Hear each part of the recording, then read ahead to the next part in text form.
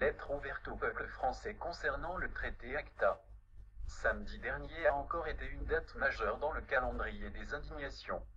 ACTA, accord commercial anti-contrefaçon, un accord qui menace la liberté d'Internet. Cet accord vise officiellement à protéger la propriété intellectuelle au niveau international. Jusque rien ne semble poser problème.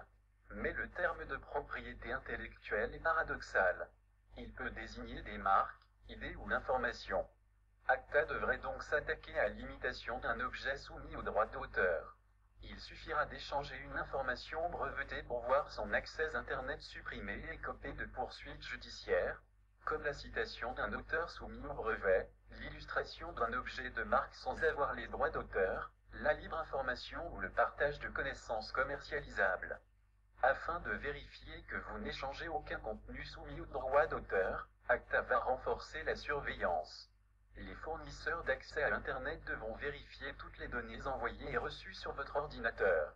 Il suffira de citer un article de presse dans un email ou d'envoyer un extrait de musique pour être pris la main dans le sac.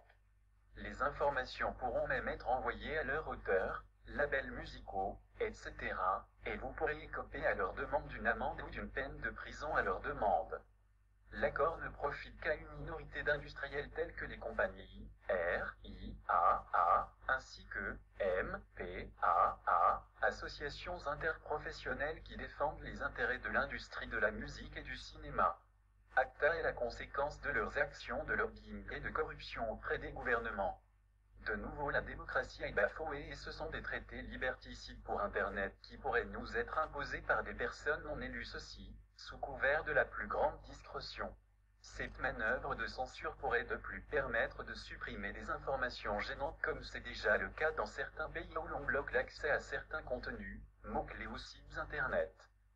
Comme moi, vous êtes déjà probablement tous tombés sur une vidéo qui n'est plus accessible dans votre pays. En observant de plus près ce traité ACTA, les médicaments non soumis au brevet mais équivalents aux médicaments de marque, médicaments génériques, seront également bloqués.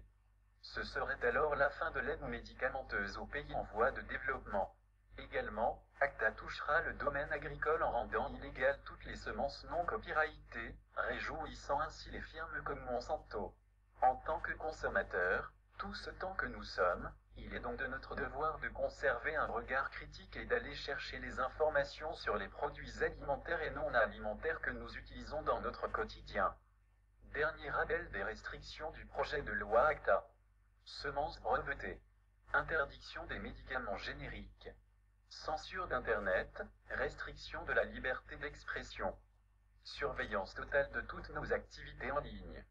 Perte de liberté et droits civiques. Perte de connexion Internet pour ceux qui enfreindraient les nouvelles règles. Citoyens français. Soyez acteurs de votre vie, et non simples spectateurs. Le prochain rassemblement mondial pour porter nos valeurs est programmé le samedi 25 février 2012. Il est temps de revendiquer nos droits. Nous sommes Anonymous. Nous sommes Légion. Nous n'oublions pas. Nous ne pardonnons pas.